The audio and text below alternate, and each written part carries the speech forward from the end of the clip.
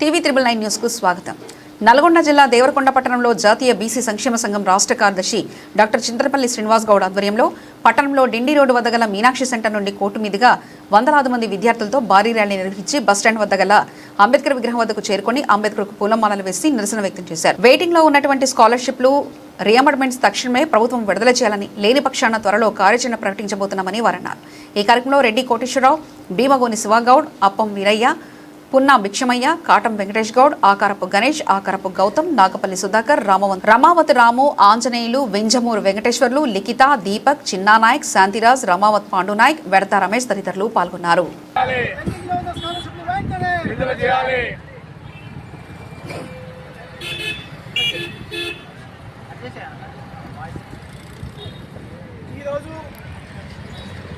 తెలంగాణ రాష్ట్ర వ్యాప్తంగా జరిగేటటువంటి మహా సంగ్రామ ఉద్యమంలో గత 4 సంవత్సరాలుగా పెండింగ్లో ఉన్నటువంటి 10,500 కోట్ల ఫీజు రీయింబర్స్మెంట్ పెండింగ్ బకాయిలను తక్షణమే విడుదల చేయాలని బీసీ సంక్షేమ సంఘం జాతీయ అధ్యక్షులు ఎంపీ రాజ్యసభ సభ్యులు టైగర్ ఆర్ కృష్ణయ్య గారు తెలంగాణ రాష్ట్ర రాజధాని నడిబొడ్డులో ఇందిరా పార్క్ వద్ద సత్యాగ్రహ దీక్ష ఏర్పాటు చేయడం జరిగింది. దానికి సంఘీభావంగా దేవరకొండ పట్టణంలో దేవరకొండ నియోజకవర్గంలో ఉన్నటువంటి మరి ప్రైవేటు కళాశాలతో మరి విద్యార్థి సంఘాలతో విద్యార్థులతో కలిసి ఈరోజు భారీ ర్యాలీ ఏర్పాటు చేయడం జరిగింది.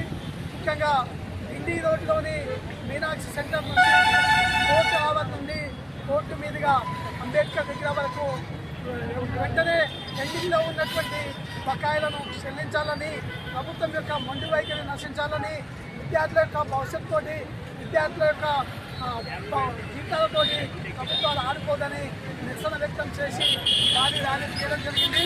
ముఖ్యంగా గత 4 సంవత్సరాల నుంచి గత ప్రభుత్వం కానీ మరి ప్రస్తుతం ప్రభుత్వం కానీ దాదాపు 10,500 కోట్ల పెండింగ్ బకాయిలు నుంచి ఎస్సీ, ఎస్టీ, బీసీ విద్యార్థి మైనార్టీల యొక్క జీవితాలతో ఆడుకున్నటువంటి పరిస్థితి కనిపిస్తుంది.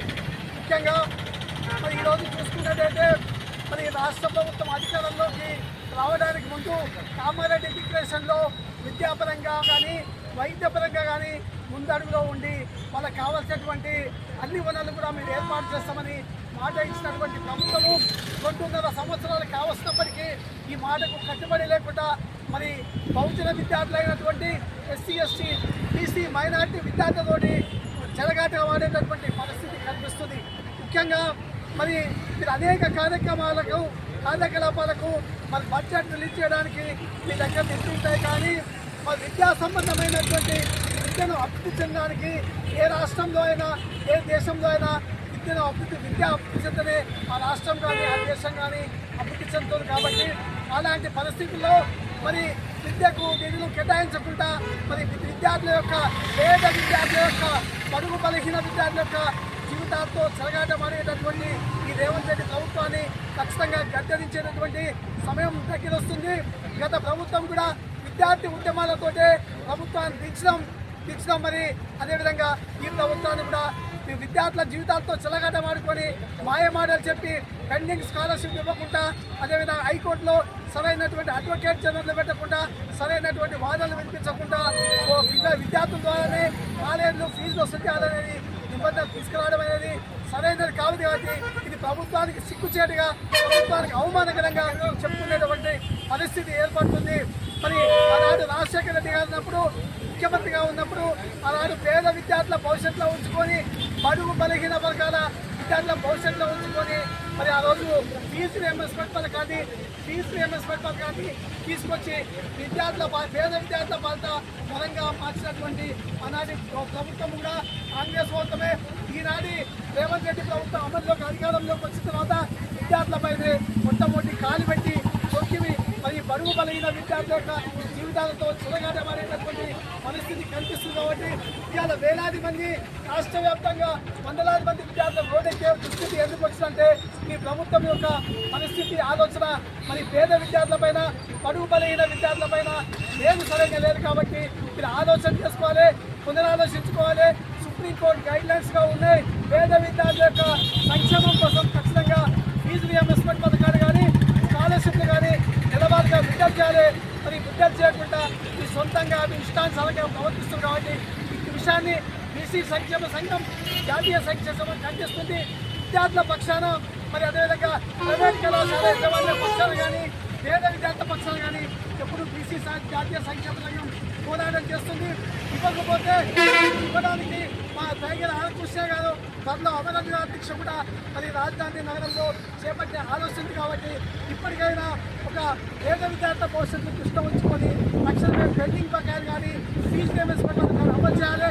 అదేవిధంగా నేరుగా విద్యార్థులు కాకుండా కళాశాల అకౌంట్లో వేసే విధంగా పాత పద్ధతిలోనే ఫీజు రియంబర్స్మెంట్ పథకాన్ని అమలు చేసి లేదా బడుగు బలహీన విద్యార్థులకు మరి జీవితాలను చదువుకోవడానికి ముందుకు తీసుకెళ్లేటటువంటి పరిస్థితిని కల్పించినట్టే ఖచ్చితంగా పెద్ద ఎత్తున అన్ని రాష్ట్ర వ్యాప్తంగా అన్ని మండలాల్లో కానీ జిల్లా కేంద్రాల్లో కానీ పెద్ద ఎత్తున ఆందోళన చేసి ప్రభుత్వం మెడలు వచ్చి మరి ఫీజు రియంబర్స్మెంట్ కానీ పెండింగ్ స్కాలర్షిప్లు సాధించుకుంటాం. లేదు పెద్ద ఆందోళన కార్యక్రమాలు పెద్ద ఎత్తున ఉద్యమాలు చేస్తామని ప్రభుత్వాన్ని హెచ్చరిస్తూ ఈ విధంగా కోరుకుంటాం. జై బీసీ, జై బీసీ. పెండింగ్ స్కాలర్షిప్లు వెంటనే, పెండింగ్ స్కాలర్షిప్లు వెంటనే, ఫీజు రియంబర్స్మెంట్ పథకాన్ని వెంటనే, ఫీజు రియంబర్స్మెంట్ పథకాన్ని వెంటనే. టైగర్ ఆలకృష్ణ గారి నాయకత్వం. జై బీసీ, జై బీసీ. ప్రజా సంఘాల ఐక్యత, ఎస్సీ ఎస్టీ బీసీ మైనార్టీ సంఘాల ఐక్యత. జై బీసీ.